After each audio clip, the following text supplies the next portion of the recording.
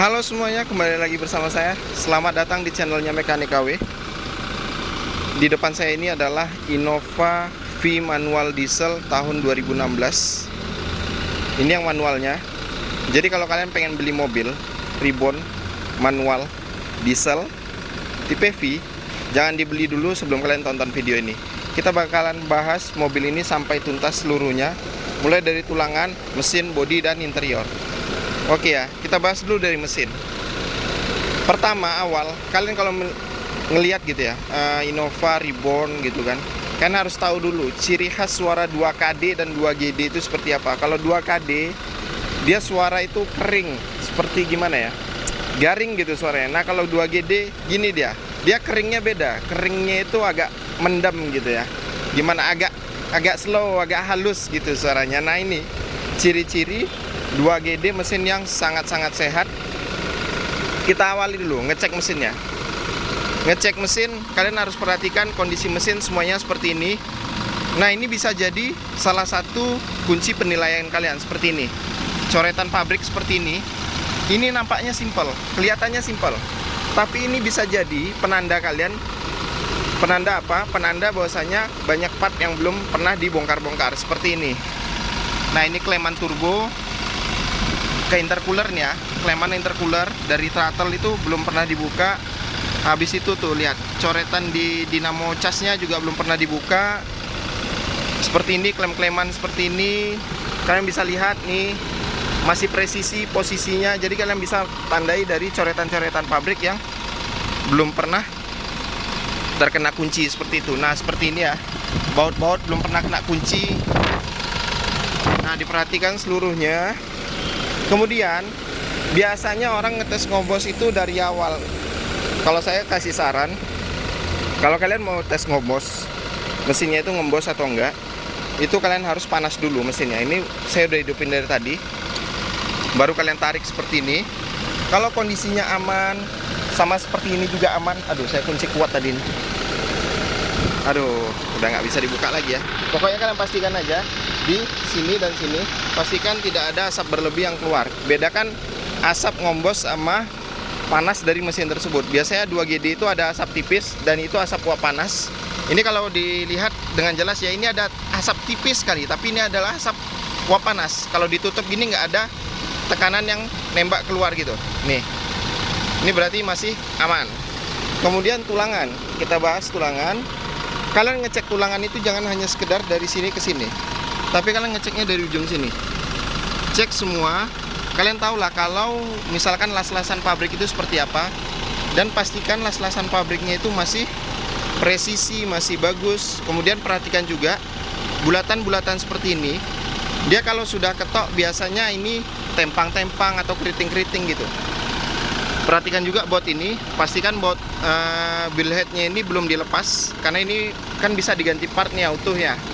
Nah ini pastikan belum pernah dilepas. Dan satu lagi, biasanya kalau part ini sudah diganti, nomor ini nggak bakalan ada. Nah ini adalah part number dari billhead ini sebetulnya, tapi kalau yang sudah ganti biasanya nggak keluar. Dia keluar hanya di dealer resmi aja, atau perakitan di pabrik sekali aja keluarnya. Ini dia. Kemudian perhatikan juga tulangan seperti ini. Ini bracket bumper seperti ini. Perhatikan ada yang keriting atau enggak. Nah kalau semuanya sudah, baru kalian cek kap mesin. Perhatikan baut-baut seperti ini. Ini kelihatannya simple, tapi ini sangat gimana ya, sangat berarti nih buat saya nih. Kalau misalkan ini sudah kena kunci atau udah lecet ya, itu banyak pertanyaan, kenapa kap mesinnya dibuka. Terus sealer-sealer seperti ini. Nah kalian tekan aja pakai kuku. Dia harusnya keras, tapi tidak terlalu keras, karena masih bisa kena kuku nih seperti ini. Kalau dia itu kerasnya keras dempul kan beda tuh, keras yang nggak bisa ditekan. Dan satu lagi, biasanya pergantian sealer itu pakai silikon. Nah itu biasanya ketara tuh. Kalau silikon itu kalau ditekan, dia kayak permen karet belum dikunyah. Tapi ini sealer masih aman semuanya. Kemudian baru kalian boleh merambah ke bodi kalau masalah mesin dan tulangan sudah selesai. Untuk ke bodi biasanya saya biar nggak ragu, saya paling ngetok-ngetok gini paling gimana ya, nggak suka sih saya kerjanya itu by data gitu kan. Jadi saya biasanya kalau inspeksi di lapangan saya pakai alat ini. Jadi biar langsung kebaca gitu ketebalan catnya berapa. Jadi kalau diketok-ketok nanti kan kita bilang, wah dempulan ini. Nah nanti yang punya nggak terima, apa buktinya? Kita nggak ada bukti kan itu. Paling buktinya ini suaranya beda. Nah ya kalau yang punya mobil itu pendengarannya bagus. Kalau dia agak sedikit bermasalah pendengarannya kan jadi masalah nanti. Kalau pakai ini mau dibawa kemanapun ya udah keluar datanya gitu kan. Jadi memang saya biasanya kerja by data, saya pakai ini. Pastikan seluruh bodi ini keliling. Pastikan seluruh bodi keliling ini kaleng seperti ini. Baru kalian boleh cek ban seperti ini, tahun ban, kolong, sasis. Kemudian kalian boleh merambah ke bawah seperti ini. Nah ini nggak apa-apa, diperhatikan aja semua. Terlebih dia misalkan dia plat B atau apa, otomatis kalian takut mobilnya bekas banjir, bekas apa, cek aja semuanya. Baru setelah kalian cek mesin, rangka, dan bodi keliling, baru kalian boleh merambah ke interior seperti ini. Nah perhatikan, saya sudah sering bahas ya tentang orang yang berjualan mobil kilometernya sering di reset. Nah kondisi fisik mobil di dalam ini seperti ini bisa jadi ciri khas dari kilometer diputar atau enggak. Kita bisa tahu ciri-cirinya dari interior. Seperti ini door trim. Ini kelihatannya sepele, ini kan bludru ya. Tapi kalau ini sudah habis, posisinya ini sudah habis, tapi kilometernya rendah, itu jadi pertanyaan. Karena ini kan sering kepegang. Artinya sering kepegang gitu ya. Sering interaksi kepegang, tapi kok kilometer masih rendah. Itu hal yang pertama. Setelah kalian cek, terus yang kedua, jok. Kalian tekan aja seperti ini. Kalau joknya itu sudah amblas atau lunak posisinya, jok supir yang jelas ya. Yang pasti terisi terus itu kalau bawa mobil pasti jok supir. Cek kilometer rendah, cek ininya. Tapi kalau ini sudah lembut, lunak, masuk ke dalam, kilometernya masih rendah, itu jadi satu pertanyaan juga. Kenapa kilometer rendah tapi joknya sudah amblas ke bawah? Oke, masalah obesitas, berat badan. Bisa jadi. Kan kalau ini kalian sudah ragu, kalian bisa cek di sini lagi. Lihat setir seperti ini, pastikan dia masih kulit badak seperti ini.